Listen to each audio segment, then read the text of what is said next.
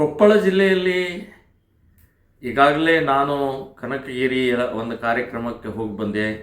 ಕನಕಗಿರಿಯ ಕಾರ್ಯಕ್ರಮದಲ್ಲಿ ಒಳ್ಳೆಯ ಕಾರ್ಯಕ್ರಮವೂ ಆಯಿತು. ಸೊ ಕಾರ್ಯಕ್ರಮದಲ್ಲಿ ಭಾಷಣ ಮಾಡಿದ ಮೇಲೆ ಯಾವುದೇ ಗಲಾಟೆ, ಗೊಂದಲ, ಗಲಭೆ ಏನೂ ಆಗಿಲ್ಲ, ಅಶಾಂತಿ ಆಗಿಲ್ಲ. ಆದರೆ ಈಗ ಇವತ್ತು ನಾಳೆ 22ನೇ ತಾರೀಕು ಯಲಬುರ್ಗಾ ತಾಲೂಕು ಒಂದು ಗ್ರಾಮದಲ್ಲಿ ಒಂದು ಶಿವಾಜಿ ಜಯಂತಿ ಹಿಂದೂ ಸಮಾಜೋತ್ಸವ ಕಾರ್ಯಕ್ರಮ ಇತ್ತು. ಅದಕ್ಕೆ ನನಗೆ 3 ದಿನ ಬ್ಯಾನ್ ಮಾಡಿದ್ದಾರೆ. ನಾನು ಹೇಳೋದು DC ಅವರಿಗೆ ಮತ್ತು SP ಅವರಿಗೆ ನಾನು ಕೇಳ್ತಾ ಇದ್ದೀನಿ, ಒಬ್ಬ ವ್ಯಕ್ತಿಯ ಒಂದು ಕಾರ್ಯಕ್ರಮಕ್ಕೆ ತಡೆ ಒಡ್ಡೋದು, ಯಾರು ಕಿಡಿಗೇಡಿಗಳಿದ್ದಾರೆ, ಯಾರು ಗುಂಡಾಗಳಿದ್ದಾರೆ, ಯಾರು ಅದಕ್ಕೆ ಗಲಾಟೆ ಮಾಡುವಂಥವ್ರು, ಅವರನ್ನು ಹದ್ದು ಬಸ್ನಲ್ಲಿಡ್ರಿ. ನನ್ನನ್ನು ಯಾಕೆ ನೀವು ಇದು ತಡಿತಾ ಇದ್ರಿ?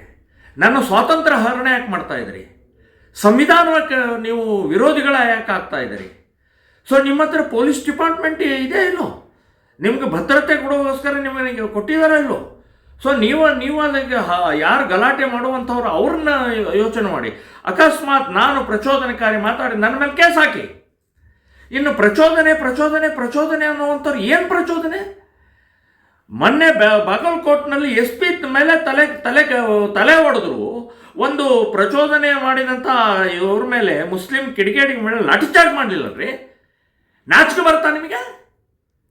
ಕೇಸ್ ಹಾಕ್ತೀರಿ, 8 ಜನರ ಮೇಲೆ ಕೇಸ್ ಹಾಕ್ತೀರಿ. ಅಲ್ಲಿ ಇದ್ದು ಸೇರಿದವ್ರು 150 ಜನ. ಏನು ಡಿಪಾರ್ಟ್ಮೆಂಟ್ ಇದು?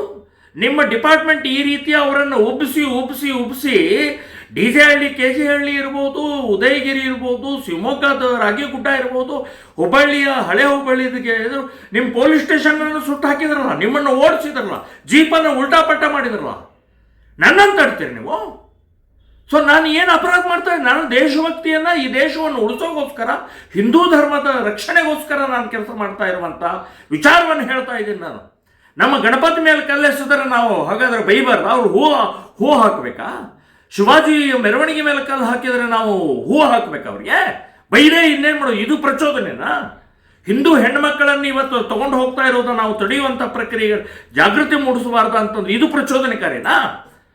ಆಕಳಗಳನ್ನು ಕಡಿತಾ ಇದ್ದಾರೆ, ಖುಲ್ಲಾ ಕಡಿತಾ ಇದ್ದಾರೆ, ಅದನ್ನು ನಾವು ತೊಡೆದ್ರೆ ಇದು ಪ್ರಚೋದನೆನಾ?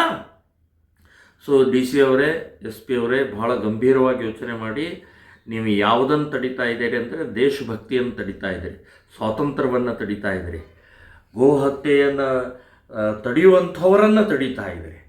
ಸೊ ಬ್ಯಾನ್ ಮಾಡುವಂತಹ ಪ್ರವೃತ್ತಿ, ಇದನ್ನು ನಾನು ಚಾಲೆಂಜ್ ಮಾಡ್ತೀನಿ.